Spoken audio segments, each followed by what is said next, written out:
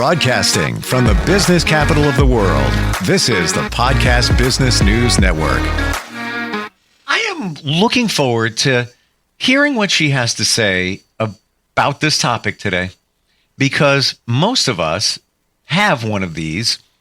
And is it set up the right way? Talking about the home office, especially since COVID, more and more of us working from home, whether it's full time or, a few times a week. But is it the most efficient it can be? We're going to find out. She is an amazing interior designer at Rise Interiors, and she's back with us. MaryJo Major is on the program. How you doing? Hey, Steve. I'm doing great. Thanks for having me. Oh, good to have you back here. Now, in my mind, I'm thinking about my current home office. Then I'm thinking about the one before that in a different location house. And I'm wondering if I did it right. That's where my brain is going with this right now. Or how I could do it better. Sure. What's the most important thing? What do we start with? Yeah, that's a great question. I would say there's a handful of things that I would say you focus on, but the first is kind of what are you going to be doing day in, day out? Where are you going to be sitting? And typically it's a desk. So I would say the first thing, the most important part about the whole office is making sure you can actually work in it, right? I feel like the irony, of some home offices have become kind of like a drop zone or kind of, like this catch-all for all the hobbies. But MaryJo, can be honest with you here? You're 100% right. And in my home office right now, I have a bag in the corner, and I'm relatively neat and organized in the corner of Christmas presents from last year. There you go. I just didn't get to give. I didn't see these people, whatever. Yeah, that's right. You're not alone, Steve. You're not alone. That's the thing is, I think that a lot of times it's just an extra kind of weird closet, right? You're going to be working, but you also need just that little bit of extra storage somewhere in the house. And you're like, well, no one really goes in here but me. So I'm just going to put this over here. And I wouldn't say there's anything wrong with that. I just think at some point it can mess up how you actually function and work in your office. So I feel like especially during the holidays when people work from home more, or even in the start of the new year, I think there's this sense of wanting to kind of refresh, restart, specifically potentially where you are working from. And so, making sure you can work in a pleasant environment is important. Yeah. And so I would say that a desk is probably the first thing I would focus on if you're kind of trying to figure out what to do first. Figuring out your desk. Does it work? Does it actually function the way it needs to? Would you rather it be one of those sit-stand desks? Can I jump in right here? Yeah. Recent study came out. This is in the last week and change. That stand-up desks are not good for you. What? All right. Well, against everything I always thought. I was like, one day I'm going to get one. One day I'm going to get one. And they just said, for your posture and a lot of other things, it's just not the best choice. I'm kind of surprised. And I saw that it must be a real report because I've seen it in a number of different credible locations. So news outlets. Okay. Well, then I'm corrected. I guess don't do a sit-stand desk because apparently they're not good for you. But if you wanted to, I do think that sometimes people do enjoy kind of stretching their legs. So I don't, whether that's raising your desk or not. But the main thing is that your desk has what it needs to have for you. So some people prefer real minimal, not a lot of storage. Other people need, 2 file cabinets on either side, tons of, cubbies and things like that. So I would just encourage, I guess, whatever you're going to do first is to make sure that you invest and make sure that the desk is a good fit for you. For sure. It has the right surface space, all that. And storage, like you just said, file cabinets, for me, critical. And I could use another one right now. Not that I have a lot of papers, but just to keep it organized. It makes such a difference. Yes. Well, and, to that point, right? Like, so I prefer when I design for my clients, to figure out kind of what they need for their day in, day out activities. But some people don't like the storage on their desk. So then it goes, then the next question is, okay, well, where do you put storage in the rest of the space? And I think that's also everyone's question usually in an office is, how do I store X, Y, and Z? How do I store my printer? How do I store, extra, whether it's paperwork for your home or your work? How do I store, you might have books that you need, that are quote unquote the office books, all that kind of stuff. And so no matter what size office you have, I like to just think about vertical storage. So yes, you need some stuff on a certain level. So for example, a printer, you don't want really high up, but I do feel like incorporating, whether it's floating shelves or wall systems, some sort of kind of vertical storage is going to be key. So there's even I've seen it like bookcases that have kind of a file cabinet on the bottom, and then they have like a bookcase top to it. So that way it's almost like dual purpose. I'm trying to get a visual when you say vertical. So Yeah. that's a file cabinet, isn't it? It's a file cabinet. It is a file cabinet unless, let's say your storage is books. So a file cabinet wouldn't necessarily be the best fit, right? But let's just say you don't, let's say the bookcases that you find or that you have or whatever, they're just not, they feel like it's too much for the space. I would say consider maybe floating shelves. Okay. Yeah. I have a bookcase and I've moved it 3 times now. And I've purged the books on it. Okay. But there's still a lot there. And they go back to when I was low 20s. And I was into graphics and art and cartooning. I just I can't part with them. And it was in storage. And I was like, you know what? I have the space here. So let me bring that, that bookcase and the books and bring it in. And it's in my office right now. It makes me look intelligent too. Well, yeah, sure. And, there is actually, I mean, this, I would say, again, keeping things that are meaningful to you is part of also, having a home that you love, right? Sure. But there's actually, I just saw, I don't know if we could really say this about all offices, but there is like this trend right now where it's kind of moving away from minimalism. And the term for it is called cluttercore. I was on the edge of my seat, like, what is this going to be? Because I kind of like the minimalistic thing. Explain, please. Well, minimalistic isn't necessarily wrong. It's more of the minimalistic objects that didn't hold any meaning to you.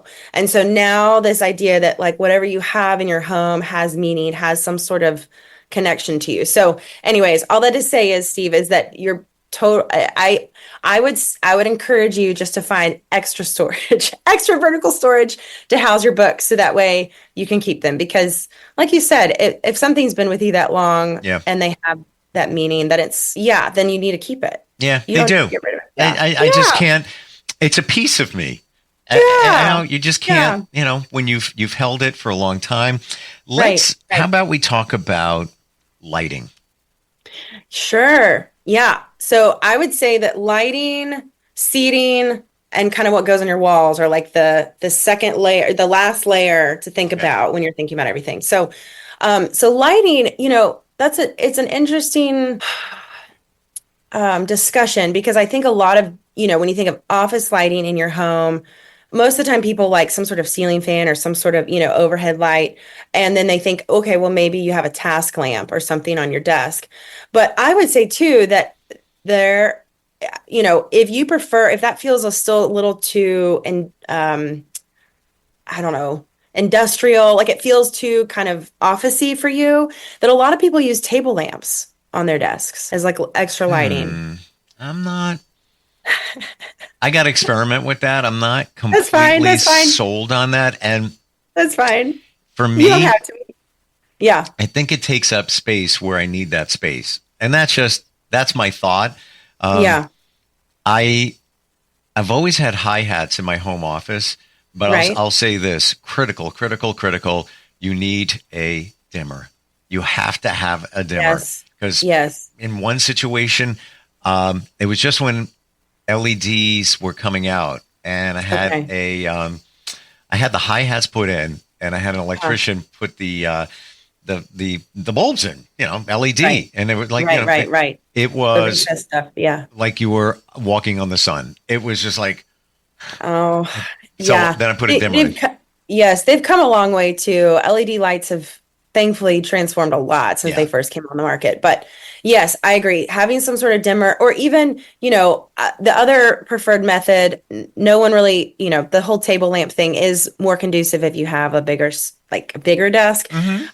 But floor lamps, I mean, a lot of people will have floor lamps in their office. And in particular, they'll have it if they can. I feel like a lot of people will have what they call, the reading chair, or like the thinking couch, or some sort of, comfortable seating that isn't their desk chair to, take phone calls, Yeah. take naps, Yeah. all that stuff, read, all that kind of stuff they don't necessarily want to do right at their desks. And yeah, I feel like floor lamps are a great way to kind of add some accent lighting that's not kind of overhead lighting. And the stuff that we're talking about, most of it, you can get, gently used on Facebook Marketplace and pay almost nothing. Oh, yeah. Yeah. It doesn't, this does not have to cost an arm and a leg at all. Yeah. And the goal is to kind of see with fresh eyes, kind of analyze your space and say, okay, what isn't working?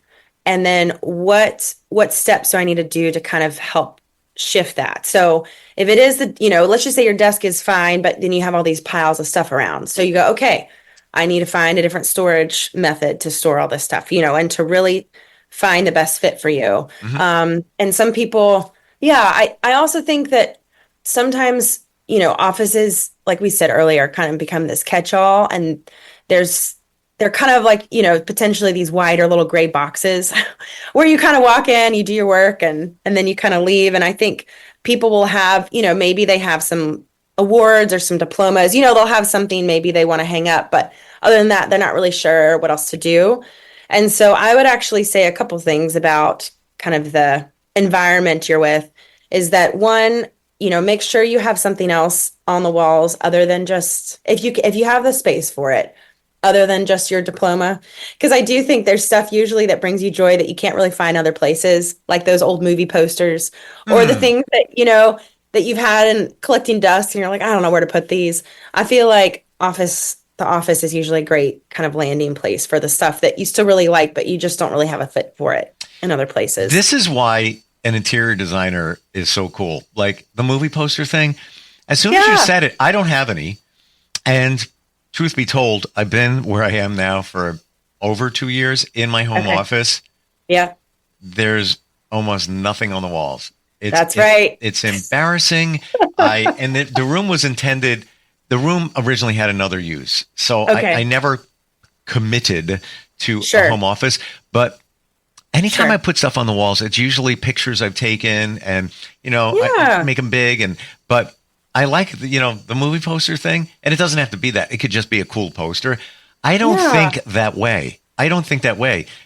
But I wish I did. Like, somebody like you would come in and say, oh, this is some of your hobbies. This is your interest, Steve. Do you ever think about this poster? This would be really cool. I just don't think that way. Right. I know. Well, and that's what I love doing is I do love personalizing people's homes to make sure that every room brings them joy in, some way, shape or form. But even like maps, sometimes I've even like framed, other silly mementos from my clients, and those kind of end up in the office. So I would say kind of whatever is that quirky thing that you've like just been trying to figure out, even like a sword, like what I'm talking about, like just the stuff that you're like, where do I put this? What do I do with this? I think the office is a great space. And on top of that, I would, encourage everyone to think about something besides white on the walls. I think that there's actually some color theory involved in kind of what can help an office. So I don't know. Have you ever heard of color theory for an office? I don't know. No. Yeah. So I'll give you the rundown. So I'll give you just like kind of 4 basics, and then I'll kind of go into some of the paint colors I would pick. But right now, so blue is supposed to help bring like calm and focus to a space. And then green, the color behind green or the green when your eyes see it is supposed to help reduce your stress. Wow. Yeah. And then yellow is supposed to kind of help be, it's a creative and a kind of energetic color. Well, funny you should say that because my last office was yellow. Well, did you feel extra inspired? I'm not going to say this just because you're saying it, but I'm going to say yes. And that was my creative space at home. I actually had a studio in that. It was a bigger, I got lucky, bigger area. So like I looked forward to walking in that room just because it was just like, I can't do this. Yeah. Like, no, I know. Yeah, Yes, yes, yeah. It did something to you, it like did. your emotions registered. Yes, and It did. that's key. That's key. When you figure that out about yourself, just or the if you have memories of other places you've been that have that, there are things about that room that are really helpful to kind of repeat in your own house. So yeah, Hmm. but yes, I would encourage you then to paint your office yellow. You You should know, probably. I That never sounds like thought a of that. great holiday project. Well, I already got. We're building a studio in that room over there, and I'll be painting that black on Thanksgiving morning. So Okay, well, never mind, never mind. But after maybe that, later. yeah, Yeah, no, but 2025 goal. it's funny when you say that because it mentally transports me back to that house which I sold a couple of years ago, and I'm thinking of the vibe when I was in it, Uh-huh. and it was a energetic, creative kind of feel. And I Yes. never thought Yeah, of that. And the first thing I think of is the walls and the yellow color. that's right. That's right. Hmm. Yeah, they do, and they yeah, and the last color I would say, I feel like red sometimes gets just pigeonholed to eating because sometimes it can stir appetite or Sure. passion or whatever, but it does also create alertness and kind of high energy. It just I would say that the shade of red matters. So more of kind of either like a coral color or like a really deep kind of burgundy color as opposed to Gotcha. the bright fire engine. Well, that gives us license to change it up because if we Yeah. don't know that she said red, so I'm going to do red. No variations of it, and my yellow wasn't yellow. It was Right. sort of a golden yellow, but it was definitely Okay. if gold is over here and yellow is over here, it was a little more to the yellow. Sure. And it took me a long time to find that color. And I was in somebody's house and I'm like, that's it. What's that called? And they actually knew the name at the top of their head. It was Chesterfield Buff. and, Look at that. and I went Look and at got it. that. Well, so you already have it. You already have the paint color. I think, well, Hmm. I don't, you can alter that, but sometimes if it's a favorite color, it's you have my permission to reuse it. You don't have to get another one.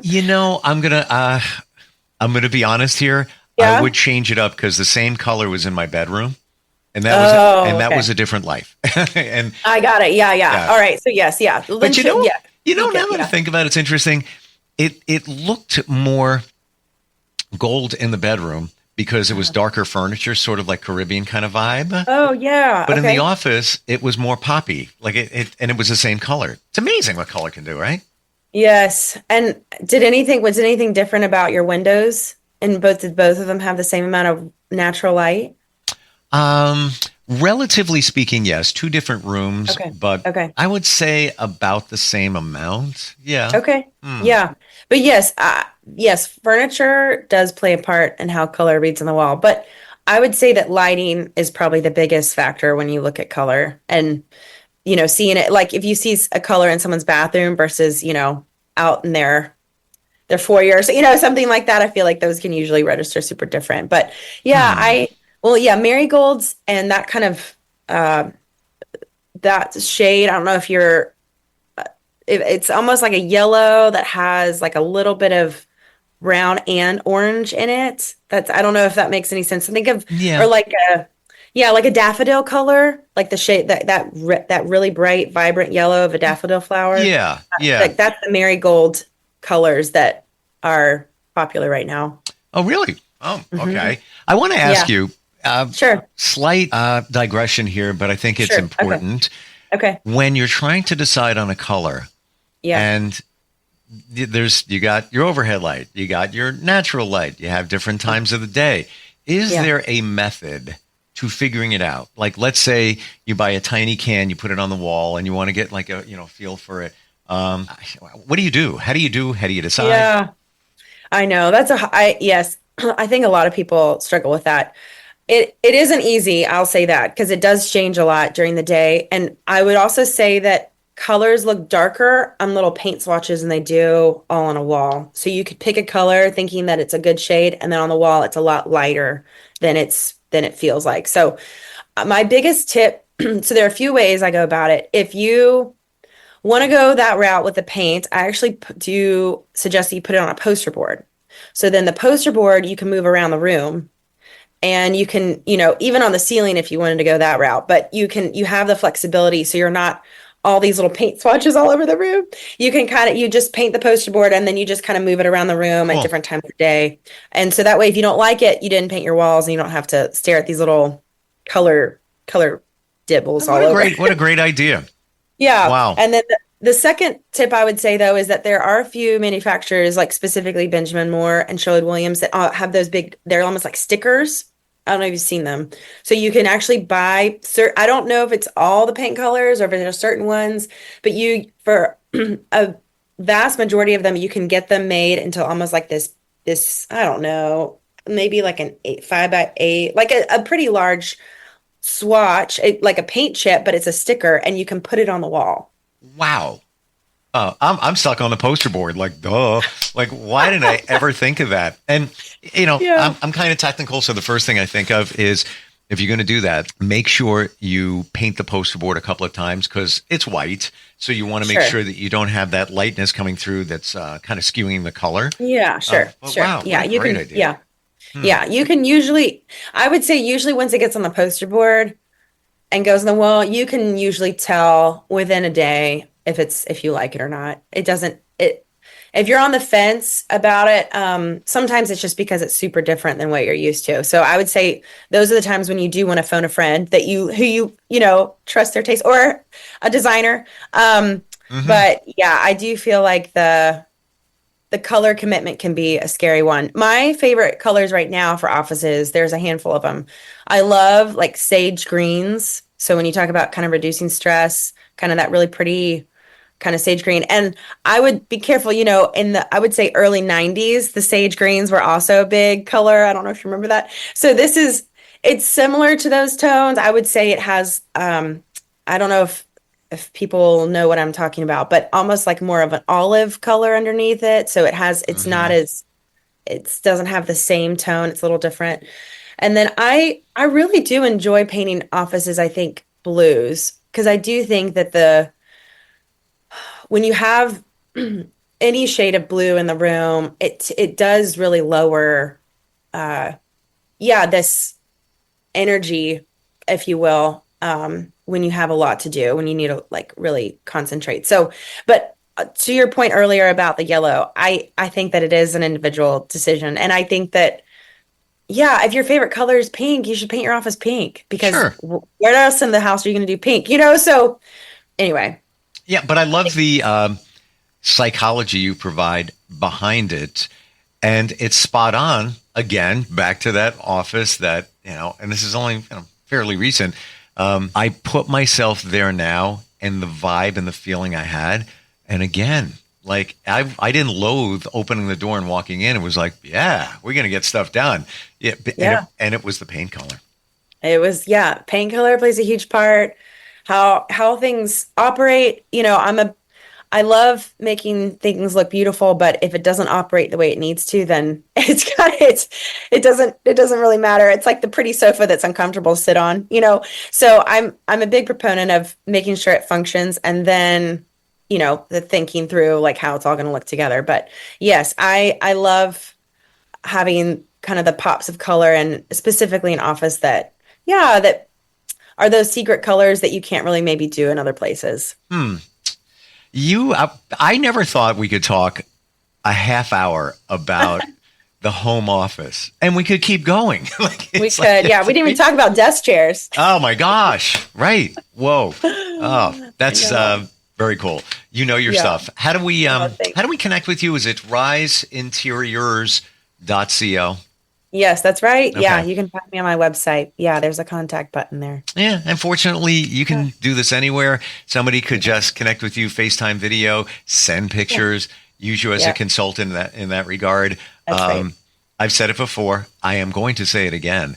I will never do any, and I say never say never. I will never do any kind of design work in or out ever again without a trained professional. It's just not worth it. Yeah, I can buy a table lamp on Facebook Marketplace. Okay, but for this other stuff, nope. Yeah, it is. I would say that my hope and my goal with all my clients is to not only design, but to kind of blow their socks off and to make it look way better than they could have ever imagined it. Feel your joy. And you said that before, and you should feel joy. And it's almost as if you're a therapist figuring somebody out. I'll take it. I'll take that. I'll take it. It is. I really mean that. Yeah. There's more going on here than just paint the wall yellow. There's a lot. Yeah. It's super cool. Home's emotional. Home is not a void of emotion. Home is emotional. So how do you redeem home, maybe the idea of home, or how do you kind of reclaim it and make it what you want? Love it. With a trained professional. Right. That's how you do it. And that's coming from somebody who gave themselves an ulcer back in the day with designing the house in the backyard. Oh my gosh. Not kidding. No, send me to the hospital. Not lying. So I will never do that again. Let's spare you the hospital visit. Absolutely. MaryJo, always great having you here. Happy Thanksgiving, and then we'll catch up soon, Thank you. okay? Sounds great. Happy Thanksgiving. We'll be right back.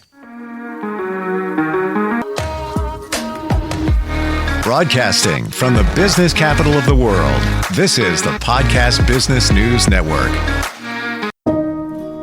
When I was little, I didn't talk for a long time.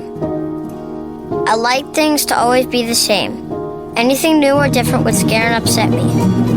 I was very sensitive to lights and sounds. It was almost like I had bigger eyes and ears than everyone else. So I built secret hiding places where nothing could get in. I didn't like looking people in the eye. It made me feel uncomfortable. I'd throw big tantrums over little things like when my socks didn't match. Sometimes I'd do the same things over and over. Until one day, I found out I had autism. My family got me help. Slowly, I learned how to live with it better. You can see signs of autism in children as young as 18 months. Early intervention can make a lifetime of difference. Learn the signs at autismspeaks.org/signs. Brought to you by Autism Speaks and the Ad Council.